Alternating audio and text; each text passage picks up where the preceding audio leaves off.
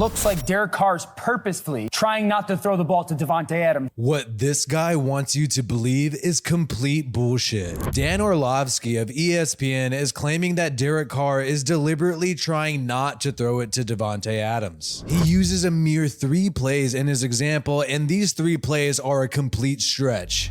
Plus, any bright Raiders fan knows that Derek Carr has a predetermined place to throw the football. This was reported by Vic Tafer of The Athletic. I always want him to know, I want to go to exactly what he wants. You know, I want him to think, oh, that's exactly where I think the ball is going to go. I'm trying my best just to execute it exactly how he sees it, you know. Yes, Derek Carr could sometimes throw it to a different receiver if he notices a different coverage, but in each coverage, there is one deliberate place that he is supposed to go to with the football. We're going to go over Mr. Dan Orlovsky's 3 plays. Dan, who has a career total number of 15 touchdowns in his NFL career as a quarterback. Derek Carr has 199. We're going to go check out to see what Dan has to say. Remember to like this video and subscribe to this channel for more Raiders content. So in this first play, he claims the ball is supposed to go to Davante Adams. Wheel route, throw to Davante. He went with the real route.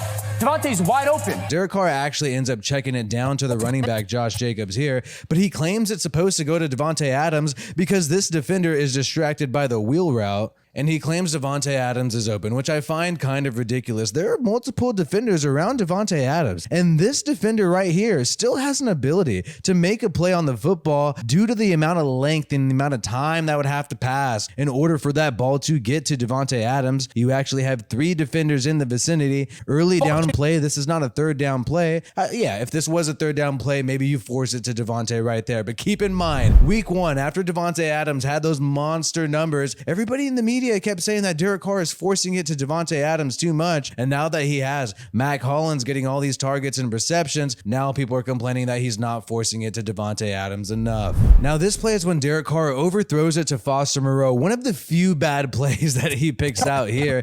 And he claims he should have thrown it to Davante Adams here in the middle of your screen. But when you look at it, there's 2 defenders there. Foster Moreau is right there. It only has 1 defender. He could break a tackle. He did that earlier in this game. Foster Moreau was the right decision. Derek Carr just overthrows the football to Moreau. Think about it. If he does, throw it to Davante, he'd have to throw it pretty low. How big of a gain is that going to be when you have 2, 3 defenders in this vicinity? And if for some reason, maybe it's, tipped or whatnot, or if it tips upwards, if this defender tries to make a play on the football, there's a chance that this guy could intercept the football here. So it really wasn't the safest decision. And this is also an early down situation. This was on 2nd down. So you don't want to go for these risky plays in this scenario. That's how you end up with turnovers like Carr had in week 1. And this next play was one of the plays in which Derek Carr had some pressure and he was hit as he was thrown, and then he's going to throw an incompletion to Foster Moreau right here. But Orlovsky is going to claim, oh man, he should have gone to Davante Adams. And he even mentions, oh, he never looks at him once. Yes, because there's a predetermined place where Josh McDaniels wants Derek Carr to go to with the football. That's what we know. That is what's happening. This is not part of... I always want him to know, I want to go to exactly what he wants. I want him to think, oh, that's exactly where I think the ball is going to go. I'm trying my best just to execute it exactly how he sees it, The play here, I guess he's just a decoy in this scenario. And you can't tell me, yes, Davante's beating the corner here, but you can't tell me that this safety has no opportunity to make a play on the football here. I just don't buy that at all. I think there is a scenario where that safety is able to get to this pylon in time, even if Derek Carr makes this throw right on the pylon. I don't agree with what this guy is saying. And what's actually interesting is he's going out of the way to put the blame on Derek Carr for the offensive problems, even though the Raiders have scored a lot of offensive points each game. They've been in every single game. It's been a 1-possession game, but he's trying to put the blame on Derek Carr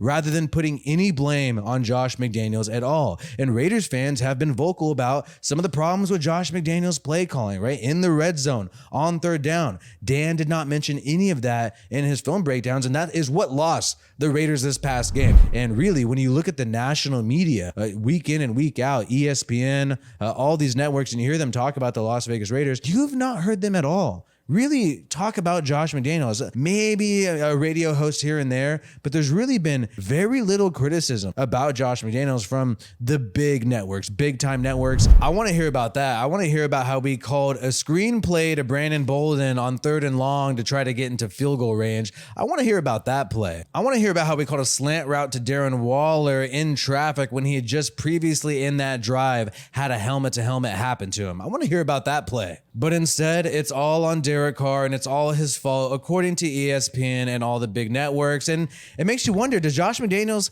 have some connections in the media? I don't know, but it is quite odd that all the big networks are not talking about his play calling, not talking about the lack of execution in the red zone and on 3rd down. That is what really led to the Raiders' demise. Week 1, Derek Carr, like he said himself, made mistakes, was too aggressive, caused a ton of turnovers that caused a loss to the Los Angeles Chargers, but he's cleaned that up and he hasn't made turnovers since because he's not forcing it to people. He's not forcing it to Davante Adams like people criticize him for doing in week 1. I just think it's really weird.